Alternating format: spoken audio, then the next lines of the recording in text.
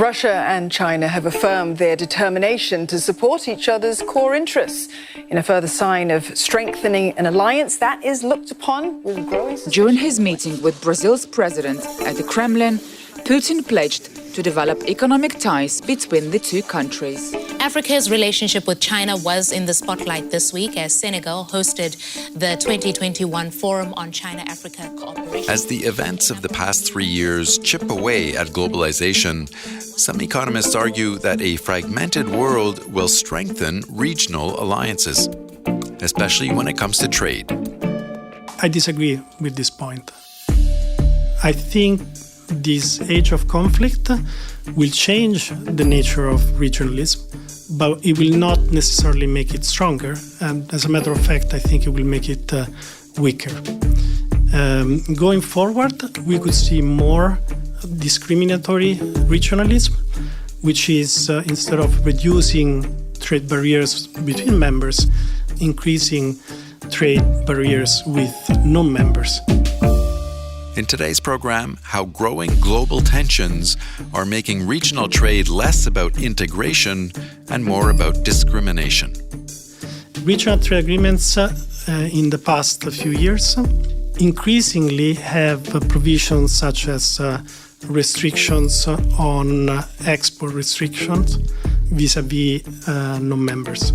So just to give you an example, a country may impose export bans on food. This happened, by the way, just 1 year ago as food prices were climbing up. But then it excludes the members of its RTA. So they can trade among the members of the trade agreement, but they won't allow trade for non-members. Exactly. They will allow the export of wheat, for instance, to the other members, but not to the non-members. Another example is the use of local content requirements in subsidy schemes. What more recent regional trade agreements are doing is that they say, well, it's not just the product needs to be produced in the country, it can be produced in any of the countries that are members of the regional trade agreements. So again, these are all examples of elements in agreements that are very discriminatory. So my name is Michele Ruta. I'm currently the Deputy Division Chief in SPR.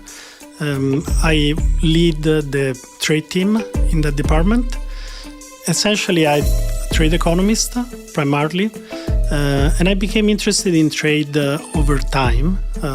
There's a little bit of chance, as always in life, but essentially my interest in trade is because trade is about integration, and I've always been deeply interested about integration.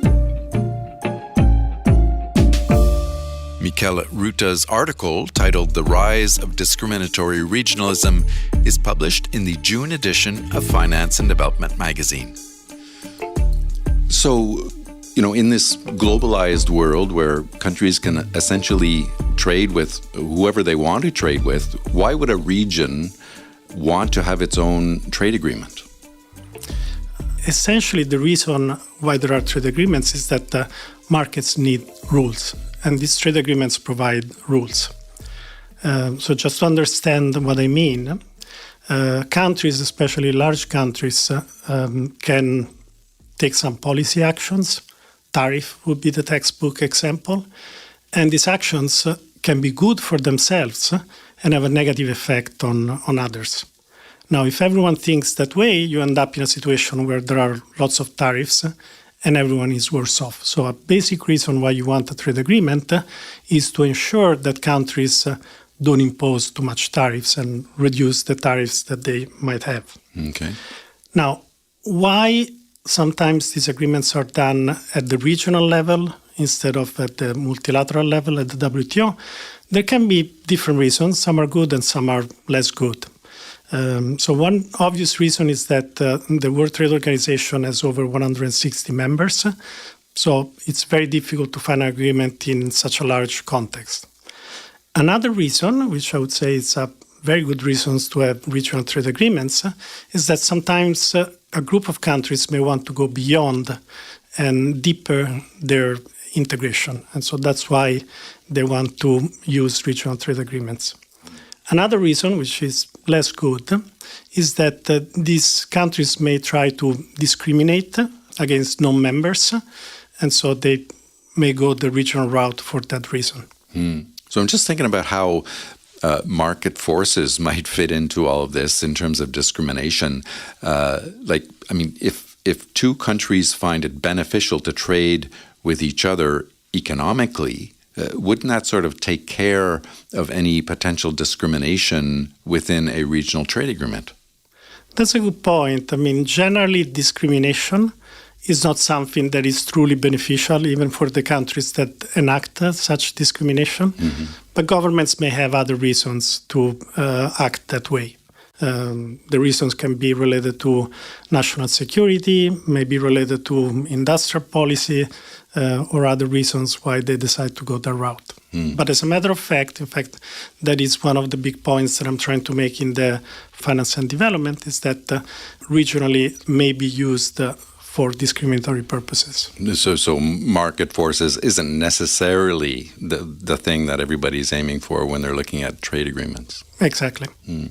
So you also mention in your article, in your research, you talk about how the nature of these trade agreements have changed over the years, and that they include a lot more policies than they used to. How has that changed the dynamics of trade in these regions?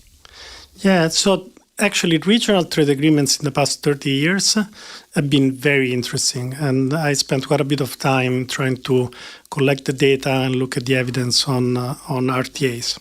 So the first fact that I would say many people know is that the numbers of these agreements has exploded.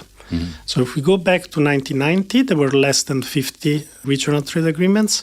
Right now, there are more than 350. Wow. So a big, big increase. And these are complicated to establish, right? I mean, it takes a long time to establish regional trade agreements. It takes a long time. It takes resources to governments to negotiate these agreements, especially because of the second aspect that has changed in RTAs, is that they become much more complex documents. Their content has changed. So while 30 years ago or even longer, there were just a few policy areas that were covered by these agreements, and as a result, RTAs were just a few pages documents. Now they have become much, much more complex, covering many different areas. Just to give you a schematic sense of what they cover, there are essentially three types of policy areas that they include. The first is the policy areas that try to integrate markets. This would be reductions of tariffs or reduction of services-related cost. The second is the policy areas that try to limit the ability of governments to take back market integration. So one example would be that once you open up trade, reducing tariffs, some governments may be tempted to use more subsidies or trying to reduce competition in order always to favor domestic producers. So essentially protectionist policies. Yes, and so there are these other set of rules that basically try to tell governments, you shouldn't do this set of things. And then the third is a concern is that market integration may come with other negative effects, could be on labor, could be on environmental outcomes. Mm-hmm. And so these trade agreements also tend to have rules that cover this space. One point that is very, very important, in the past 30 years, if we look at the content of trade agreements, they've mostly been about deepening integration between members. So in some sense, this is a good kind of integration. So how would you explain like this boom of regional trade agreements over the years? Like, why do you think so many have been drawn up in the past 10 or 15 years? There are various reasons. I mean, one thing is that if we go back to what happened in the 80s with the fall of the Soviet Union, there were many more countries that were created in that period, and these countries wanted to sort of create markets. And so there was one obvious reason why this happened. But second, I think genuinely, over those years, governments were trying to seek to reduce trade costs, to increase efficiency, And regional trade agreements were a tool that they have used towards those goals. So you mentioned just earlier about how various provisions are included in these trade agreements, including things like environmental provisions, which only a few years ago would have been very controversial in terms of trade. How has that turned out? I mean, has this proved to benefit the environmental policies of these countries, do you think? So first of all, let me take a step back. So the main reason for these deeper agreements has been to promote trade. So a first question would be, were they successful? And there is actually a ton of research out there that focuses precisely on this question. And the short answer is yes. These deeper trade agreements were indeed very successful. One paper finds that the deeper agreements boost trade between members by 40%. Now, because these agreements were richer, as I was saying, in terms of these policy areas, they did not only improve trade, but also other areas of integration. So we have seen an increase in FDI, foreign direct investment, technology flows, all associated to the inclusion in these trade agreements of provisions that were precisely aiming to regulate FDI or technology, etc. So very successful in deepening integration between members.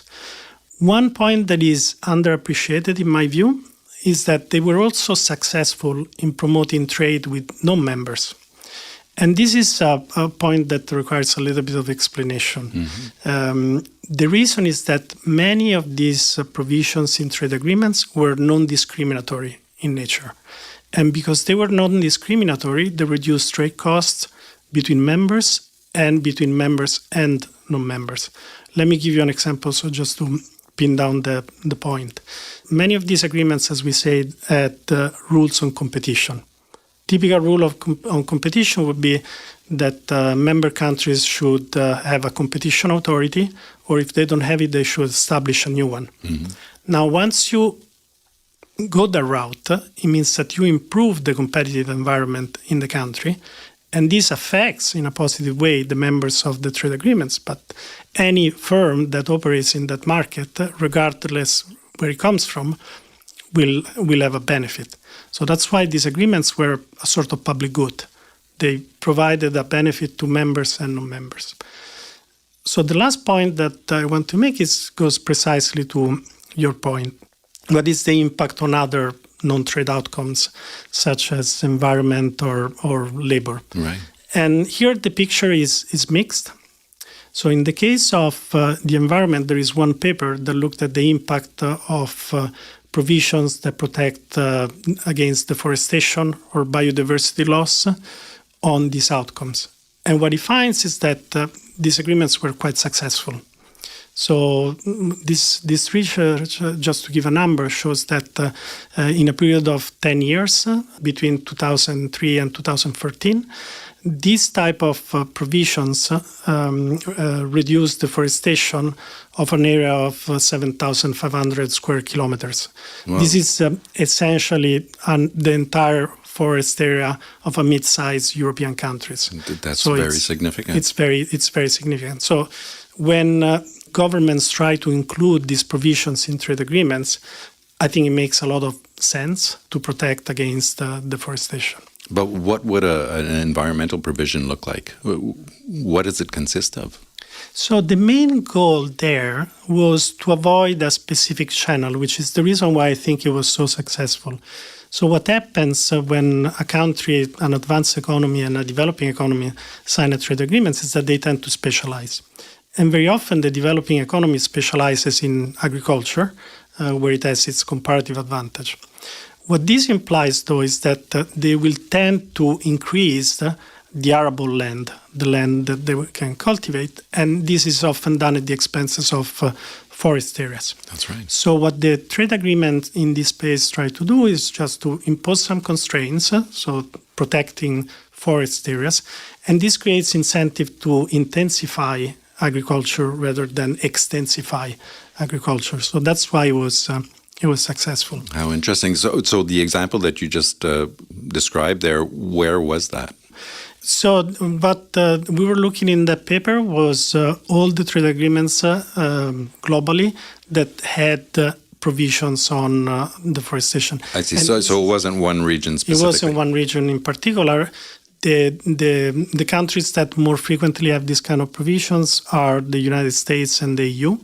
And they sign agreements with different countries in Latin America, in Northern Africa, in Africa, and in East Asia. So it's interesting that also when you look at the data, the stronger effects were in subtropical areas, which is precisely where you would want to see these effects, because that's where the remaining forests in the world are. So these provisions were very useful. There are also examples of cases where the impact was less good. And one example that I have in my research is bans on child labor. Now, nobody likes child labor, obviously, and so it makes sense that governments try to use trade agreements to avoid child labor. The problem with that is that we also need to think about the incentives in developing countries.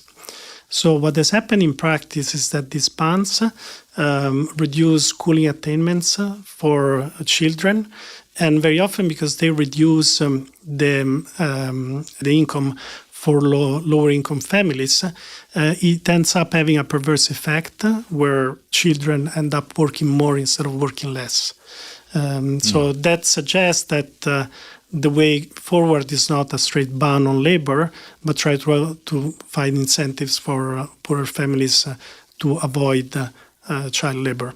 So I think we need to unpack that a little bit. Like, how would a ban on child labor affect educational outcomes for children?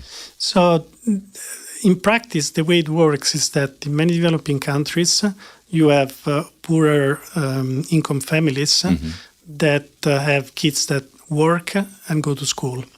So once there is a child labor ban, they may end up not going to school because they don't have the resources. Second is that there is a strong income effect. Very poor families rely on income from children, and because of that reason, they may send kids to work in the black market, essentially, in the informal economy. And this, again, has a negative effect because the lower wages imply more hours of work and imply less schooling. So the problem is there. It's just that advanced economies, when they think about these provisions, in addition to listen, as they obviously do, to their domestic constituencies, they should also engage with developing countries to try to understand exactly how a labor ban would affect, a child labor ban would affect incentives in the developing world.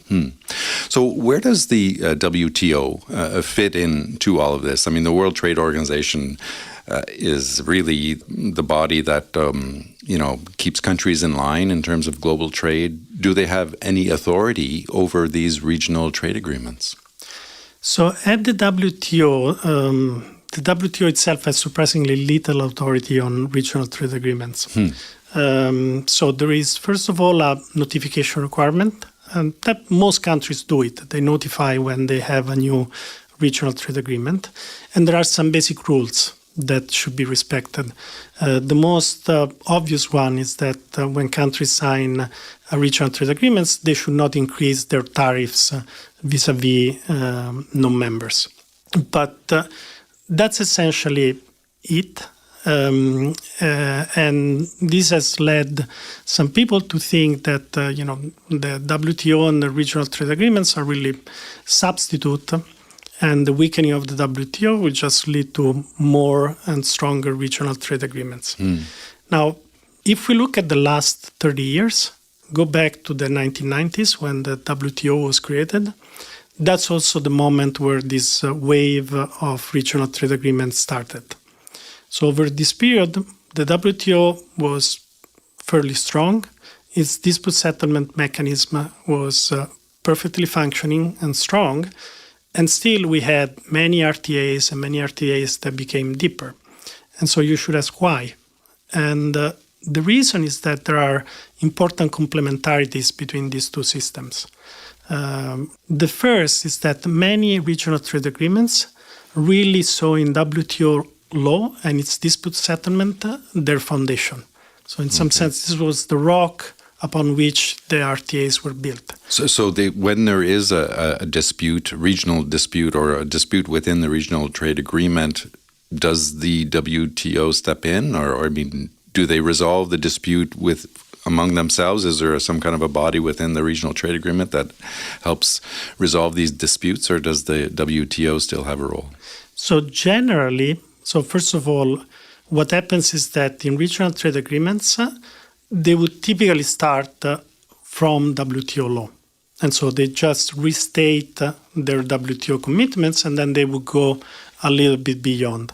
So what typically happens is that these regional trade agreements have a dispute resolution mechanism, but very often they will go first to the WTO dispute settlement mechanism, because it was a system that until quite recently, when essentially the US stopped appointing members to the appellate body, and so it stopped working, the WTO dispute settlement system was the crown jewel of the WTO, was working very, very well. So that's one important reason why the two systems complemented each other. The second reason is what I was referring to earlier, is the fact that very often in these regional trade agreements, there would be provisions that were really non-discriminatory. They would not discriminate between members and non-members. So in that sense, they were already somehow multilateral. So are these regional trade agreements, in your opinion, exacerbating the issues we're seeing in terms of fragmentation, increasing fragmentation in the world? Yeah, that's precisely the risk. So in relation to your point, so first of all, if we had a strong and functioning dispute settlement system at the WTO, this thing would be disputed, and eventually you would imagine that a resolution to the dispute is found. So I would be less concerned in that world. But because that's not currently the world we are living in, then these type of provisions can proliferate, and because they proliferate, they may increase the risk of fragmentation of the global economy. So that's essentially the concern. And you see, just to give you an example, if you think of the trade agreement that sort of started the deep trade agreements wave over 30 years ago, was NAFTA, the North American Free Trade Agreement. Was a new type of trade agreement with all those deep elements that I talked about. Also very controversial. It was very controversial because obviously integration is always controversial, because you have those that lose and those that win. But in my mind, there was no doubt that there was an agreement about deepening integration between Canada, Mexico, and the United States. Now, if we move fast forward to the last agreements that the United States have signed, that's the Japan-US critical mineral agreement, very different kind of agreement. And less controversial, would you say? Not that, from my point of view, that's a more controversial agreement, because it's an agreement that is less about deepening integration between, in this case, the US and Japan, but it's an agreement that has stronger discriminatory elements. Now, that, and I want to be clear about this point, doesn't mean that all the regional trade agreements from now on are bad. Mm-hmm. There are very important regional integration processes that are about reducing trade costs, deepening integration with members, and those are very good and need to be supported. My favorite example there that is currently ongoing is the African Continental Free Trade Area. Right. My point is that there are these new elements in regional trade agreements that, including important members like the United States, the European Union, China, are signing or thinking to sign, that have these discriminatory elements and can increase the risk of fragmentation. Now, what's the solution of that? The solution is to try to promote multilateralism or reinvigorate multilateralism, to bring countries together and trying to discuss better ways of doing things, or either the guardrails or the set of rules that can limit discrimination. Michele Ruta is a Deputy Division Chief in the Strategy, Policy and Review Department at the IMF. Thank you so much. Thank you so much for having me.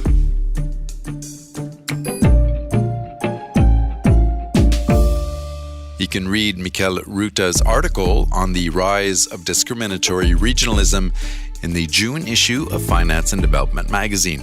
Check it out at imf.org/FND. And look for more IMF podcasts wherever you get your podcasts. You can also follow us on Twitter at IMF_podcast. I'm Bruce Edwards. Thanks for listening.